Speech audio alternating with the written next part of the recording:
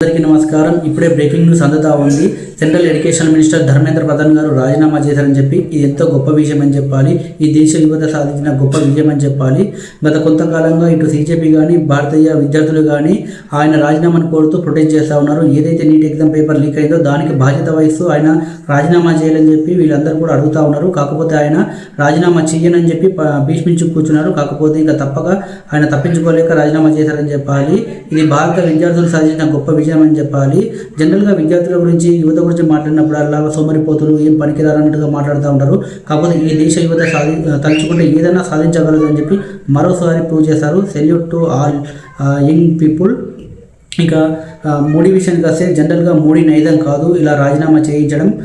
మోడీకి కూడా ఇష్టం లేదు. అందుకే ఎంత ఫోర్స్ వచ్చినా సరే ఆయన రాజీనామా చేయించకుండా పట్టు కూర్చున్నాడు. కాకపోతే ఇక ఇప్పుడు తప్పక రాజీనామా చేయించాల్సి వస్తుంది. మోడీ ఎందుకు రాజీనామా చేయించలేదు అంటే ఇప్పుడు కనుక ధర్మేంద్ర ప్రధాన్తో రాజీనామా చేయిస్తే నెక్స్ట్ రేపు ఇంకొక మంత్రితో రాజీనామా చేయాల్సి ఉంటుంది. ఆ తర్వాత ఇంకొక మంత్రితో రాజీనామా చేయాల్సి వస్తుంది. సో ఇది ప్రధాన్తో స్టార్ట్ అయిన విషయము ప్రధాని వరకు కూడా వస్తుందని నరేంద్ర మోడీ గారికి తెలుసు. సో అందుకే రాజీనామా చేయించకూడదని చెప్పి పట్టు కూర్చున్నాడు. కాకపోతే ఇక తప్పలేదు, తప్పించుకోలేక ఆయన్ని తప్పించాడని చెప్పాలి.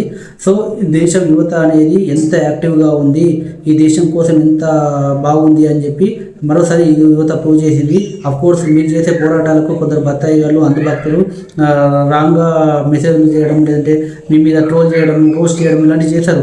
సో వాళ్ళ బతికే అలాంటిది అనమాట. సో అంధభక్తుల గురించి బత్తాయిల గురించి పట్టించుకోవాల్సిన అవసరం లేదు. సో ఈ దేశ యువత ఏం చేయాలనుకుంటుందో అది చేసుకుంటూ వెళ్ళిపోవచ్చు అనమాట. గత కొంతకాలంగా బత్తాయిగాలు చేసిన ఫేక్ ప్రచారం ఏంటంటే స్టూడెంట్స్ చేస్తున్న ప్రొటెస్ట్కు ఫండింగ్ వచ్చేసి చైనా అండ్ పాకిస్తాన్ చేస్తున్నాయని చెప్పి వాళ్ళు ప్రచారం చేశారు. కాకపోతే ఇప్పుడు సెంట్రల్ గవర్నమెంట్కి సంబంధించిన ఎక్స్టర్నల్ అఫైర్స్ వాళ్ళు ఏం చెప్పారంటే ఏ దేశం కూడా దీనికి ఫండింగ్ చేయలేదు, చైనా కానీ పాకిస్తాన్ నుంచి ఫండింగ్ రాలేదని చెప్పారు. సో ఇప్పుడు ఎవరైతే ఈ ప్రచారం చేశారో ఫేక్ ప్రచారం, ఈ బత్తాయిగాలంతా తలకాయ ఎడబెట్టుకుంటారో మరి చూడాలి.